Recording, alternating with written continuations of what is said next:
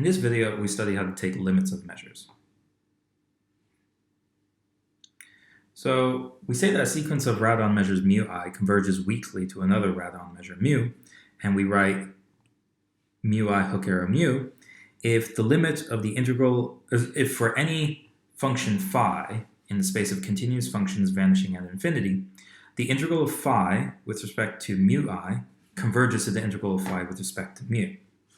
So effectively what this is saying is that if we consider the integral of phi d mu I as a linear function sequence of linear functionals, then these converge pointwise on the space of continuous functions vanishing at infinity to the linear functional that agrees with the integral against d mu.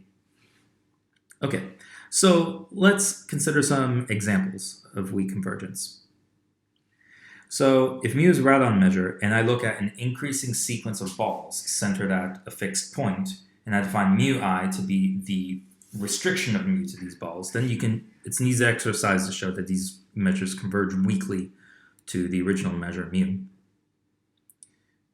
Okay, slightly less trivial example, but still a very good exercise, is to show that the following measure, mu I, converges weakly to Lebesgue measure on the unit interval. So what this measure is, so here's my unit interval.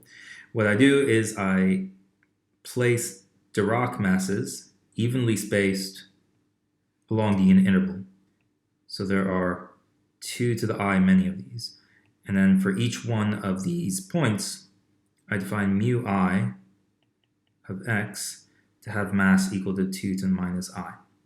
So notice that the sequence of measures, they give equal mass to each one of the points. Each of the points is, they are evenly spaced apart.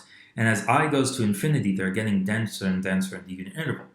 So then it's an exercise to show that these are converging weakly to Lebesgue measure on the interval 0, 1. The radon measures have the following compactness property. So given the sequence of radon measures mu I on Rd that are uniformly bounded on compact sets, we can pass to a subsequence so that they converge weakly to some measure mu. So I'd like to go through some of the details of this proof because it uses something called the diagonalization argument, which will come up again later in this course. But when it does, I'd like to just be able to say by a diagonalization argument, blah, blah, blah, and not go into the details. So I just want to do the details once so that you guys know what I mean when I say that. So as a simplifying assumption, I'm going to assume that the mu i's are uniformly bounded on all of Euclidean space, not just on compact subsets. So they are at mu I of Rd is at most some universal constant C. Now recall the space of continuous functions vanishing at infinity is separable, so I can find a sequence of functions whose closure is equal to the whole space. Okay, so my goal now is that I want to find a subsequence of the mu's so that when I integrate phi I with respect to this subsequence, that they converge. So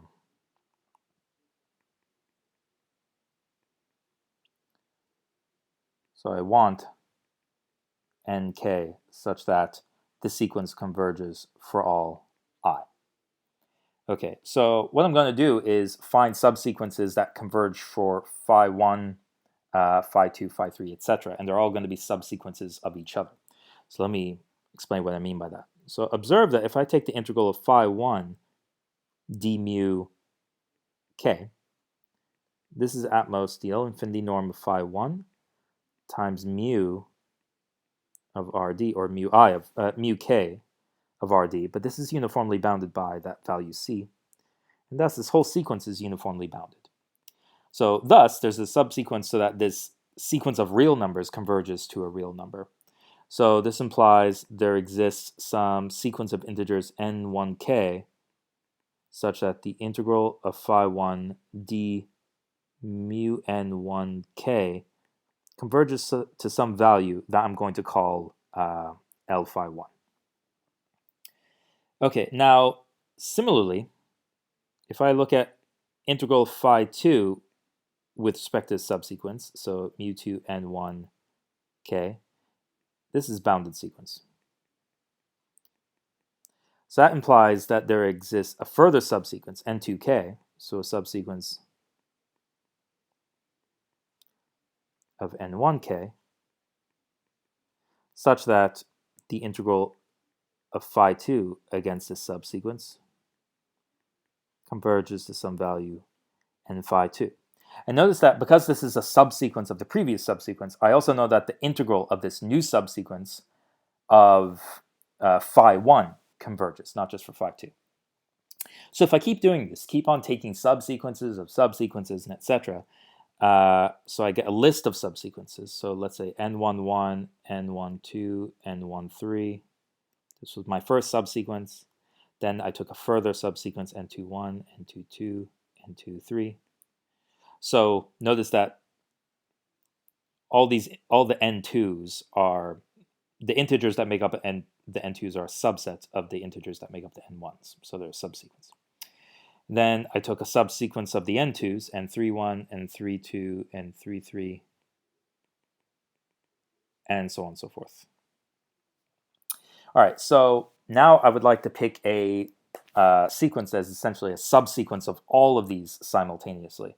So what I do is I pick the values along the diagonal. And so now I define n sub k to equal n kk.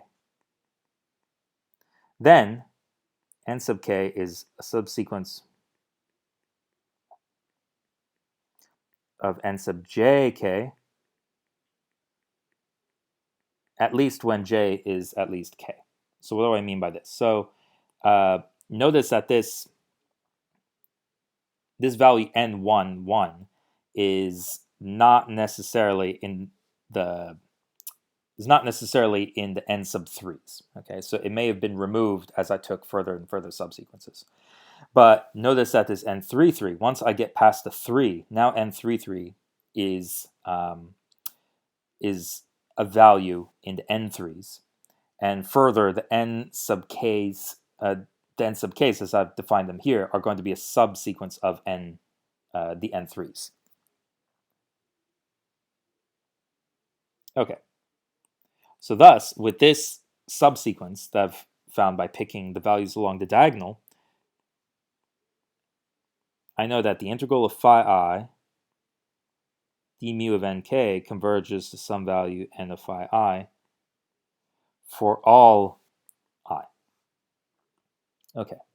So now I have a subsequence that converges for all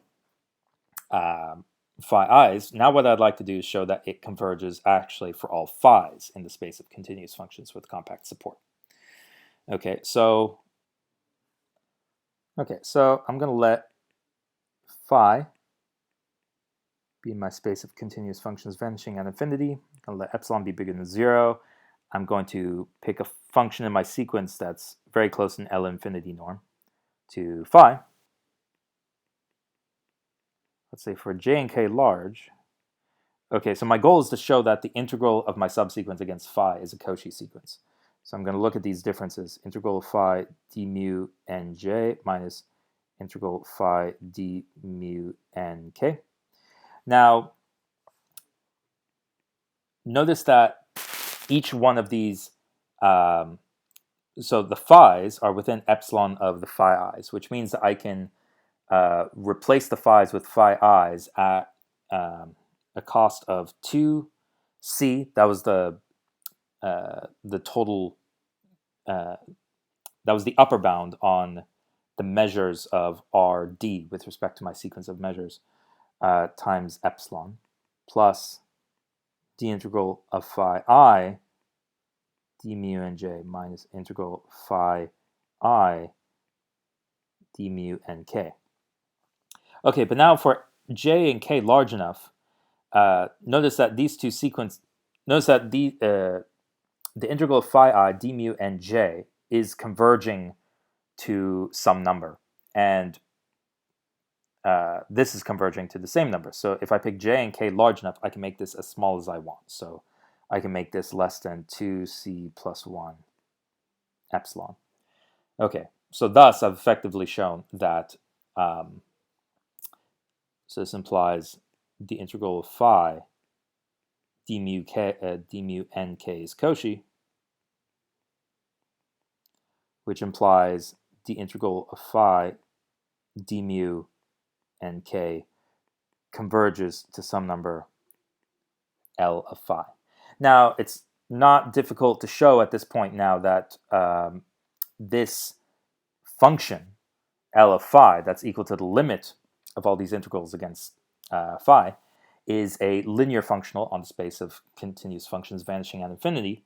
So Riesz representation theorem implies that there exists some measure mu such that L of phi is equal to the integral of phi d mu. And effectively what we've shown is that we have passed to a subsequence so that the subsequence converges weakly to mu. Okay, so that's it for the proof. Now, one thing to be careful about when using weak convergence is that just because a sequence of measures converges weakly to another measure, that does not mean that the measure of the measure mu I of a set converges to the mu measure of a set. So, as an example, let's suppose that we have a sequence of Dirac masses. So let's say mu I is equal to the Dirac mass at 1 over I. Okay, so the picture that we have here is, so here's the interval from 0 to 1. So here's the support of mu1, here's the support of mu2, so on and so forth. Now, notice here that mu I of 0 is equal to 0. So in particular, the limit as I goes to infinity of mu I is equal to 0. But these measures are converging weakly to the Dirac mass at 0. So this is not equal to the limiting measure at 0, which is equal to 1. Okay. But we can still make some sense of what's happening to the measures of sets when we take limits of measures. Okay, so we have the following estimates. So suppose I have a sequence of measures mu I converging to another radon measure mu. Then for any compact set K, the limiting measure of the compact set K is at least the lim sup of the sequence of measures applied to the set K. And I have a reverse bound for open sets, that the limiting measure of an open set is at most the lim inf of the sequence applied to the open set. Okay, so on the website you'll see that I use this as the picture describing what we were covering this week. So I literally have a screenshot of these equations on my desktop because for the longest time I just kept on forgetting the order these were in, and I was using these inequalities so often in my work. So I'll just quickly prove one of these since it demonstrates how the regularity of radon measures is useful and how it comes into play. So I'm going to let K be compact. Okay, so mu radon implies that there exists some open set containing K such that mu of O without K is less than epsilon. Now, by Urson's lemma, this implies that there exists a continuous function phi that is equal to 1 on K and vanishes outside of this open set. Okay, so this implies that if I take the lim sup of the mu I k's, okay, so this is going to be at least the lim sup of the integral of phi du mu I, because this phi is, so essentially mu I of k is the integral of the characteristic function of k, and that is at most the integral of phi d mu I. Now, this lim sup is now actually just a limit because this limit converges. Okay, so now this equals integral of phi d mu.